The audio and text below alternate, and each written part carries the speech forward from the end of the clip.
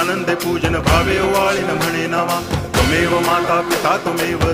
बंधुश्च सखा त्वमेव विद्या द्रविणं त्वमेव सर्वं मम देव कायेन वाचा मनसेन्द्रियैर्वा बुद्ध्यात्मना वा प्रकृति स्वभावात् करोमि यद्यत् सकलं परस्मै नारायणायति समर्पयामि अच्युतं केशवं रामनारायणं कृष्णदामोदरं वासुदेवं हरि गिरिधरं माधवं गोपिकावल्लभं जानकीनायकं रामचन्द्रं भजे हरे राम राम